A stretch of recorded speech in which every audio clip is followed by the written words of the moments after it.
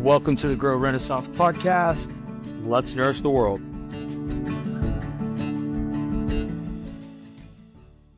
All right, welcome to the Grow Renaissance podcast. We're going to start doing some kind of special weekly podcasts, more of educational videos. I'm here with Austin Allred, the owner of Royal Family Farming. We're here in the maternity barn, so we got some mama cows back here. Maybe they'll come walk by the screen one of these times. But Austin, what is Royal Family Farming? What do you do?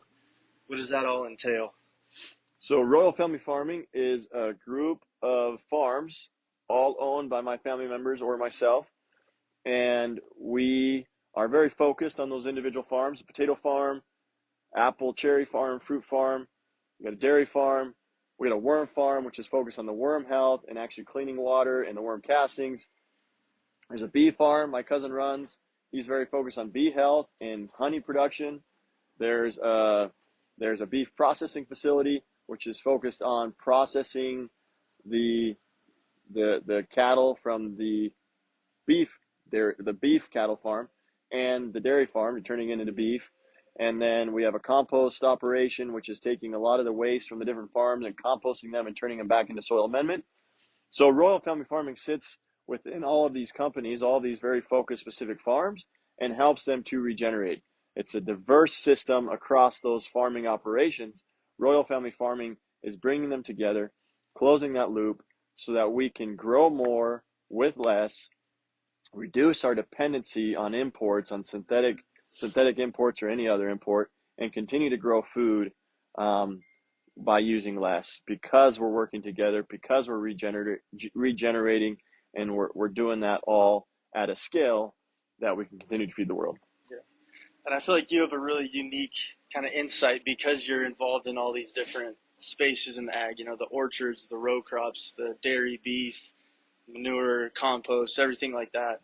And so from kind of a wide overview of the ag space, what would you say are some of the main issues that producers are facing, and how does blockchain tie into that and help solve some of those problems? Yeah, if I could try to paint this picture that I feel like is the genesis of the challenges that we have today. And where we're at right now is we have producers or farmers on this side of the supply chain, the very beginning of the supply chain, who have never had less input, have never been less powerful when it comes to making good deals or really talking to the end consumer. And then we have this massive gorge filled with massive processing companies and massive government who control all that regulation.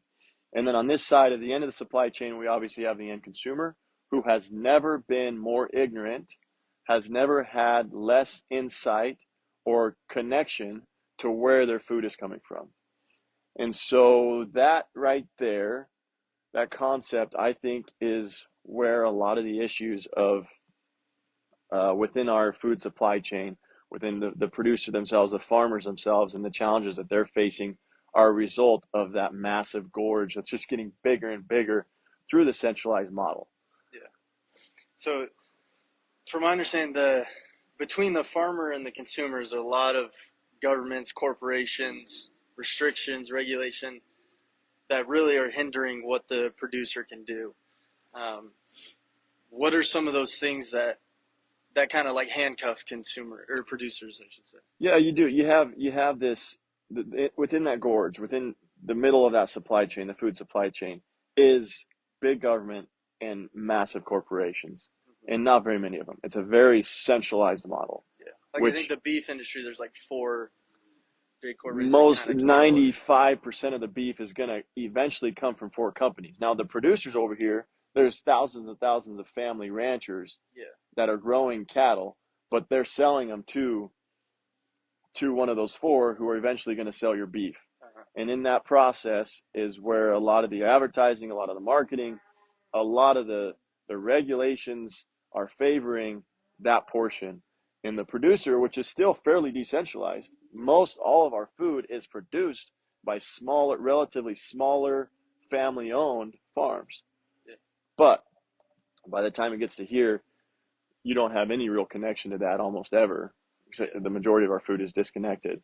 And so it leaves a producer with very little control and negotiating power into those massive corporations. And then it also has those regulations, the regulatory system is going to favor the massive companies because they're the ones who have the money to kind of, it's their lobbyists, it's their people who can afford to make happen what they want to make happen. That makes sense. So what does blockchain offer, like for you personally, what has blockchain brought to you that you see a future in solving some of these issues? Well, I would invite those of you who don't, and most of you probably do, understand a couple pieces. One, you understand decentralization, and to understand blockchain and the transparency that offers. Then you start getting into cryptocurrency and filling that into decentralization and blockchain, and you start to understand the benefits of the bridge that can be built over that gorge, connecting producer and end consumer at a scale.